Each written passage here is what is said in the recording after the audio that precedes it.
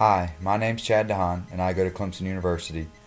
I am a junior in Clemson, and I transferred from Tri-County, and I'm currently taking full-time credit hours, but I'm taking Library 100, which is what all the transfer students and the freshman class all have to take. Well, whenever I went to sign up for a class in this Library 100 class, you have to make a video and put it on YouTube. So this is why I'm on here.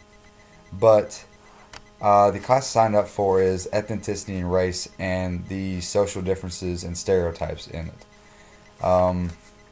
With that, I'm going to kind of tell you and kind of explain what we had to go through in the class and how it kind of made me really think about everything, and just nowadays, not even back then, how things are still, a lot of stereotypes are being said and things like that. So starting out, we all get together in the class, and we're sitting in there. It's real awkward. Um, no one's really saying much, and when I'm first in there, I'm thinking, okay, this is going to be a class where there's going to be the minority is going to be in there, and not just white people. But when I get in there, it was all one race, and it was all Caucasian, all white people, and so I was just like, wow, that's kind of different. But we all got in there. The instructor got in there, and he first gets us all to circle up in a circle, and asks us, what our names are, and we have to get to meet each other by doing like a chain link type thing. Well, to do this chain link, to do that, you have to have something in common with the other person that you link with. Anyway, as we're doing that, end up, everyone linking in the chain. And finally, we all sit back down, and he goes, okay, what do you think about ethnicity and race and the stereotypes? No one really said much. Finally, people start speaking up. They start, talking about things. But the thing that he gave us is a sheet that's got 10 different things on it. And this is kind of what it looked like.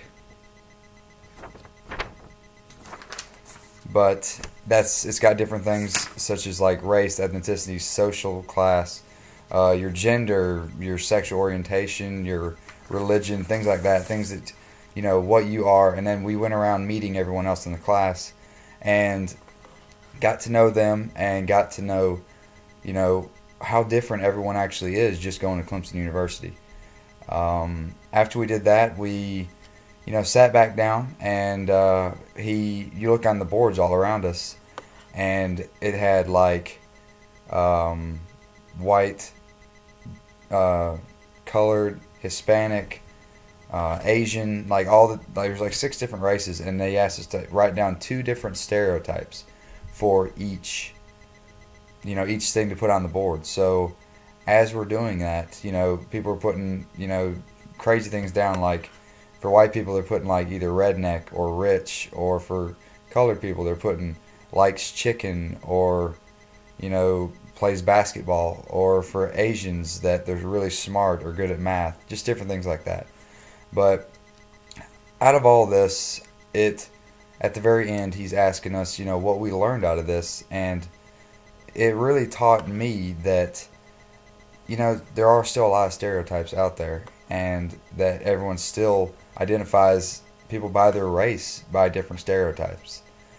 So, as this whole thing is going like this, it made me really think that we need to kind of change how we think our way and everything, and how we decide how to stereotype people. But let's see, the 6 different questions that you guys were wanting me to answer here would be: do you feel that your group achieved, dialogue while we're in there? At first, no. At first, everyone was really quiet. Everyone didn't really know what to say, didn't know how to react. But as we all got to know each other, and we all kind of pitched in and said something, yeah, we all opened up, and we had great dialogue. We all started talking to each other and started really talking about, the social classes and genders and different things like that. And I really think that it became like a good little group activity that we got together in. Were there any active voices in there? There were a few. I mean, There wasn't too many. There's probably two or three, but I wasn't one of the active ones.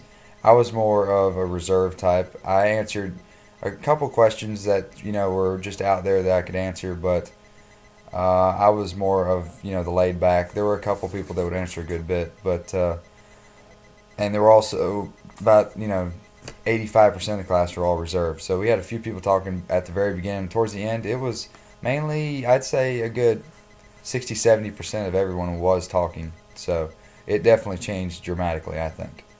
Why do I think this dialogue is important to the Library 100, and how can I use it in Clemson?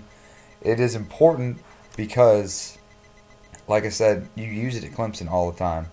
And, I mean, it's still in society today. And for it to still be in society, then yes, it's a huge part of every student's life on campus. And we all need to realize that it's still part of it, and that it's a great class to take and learn new things about.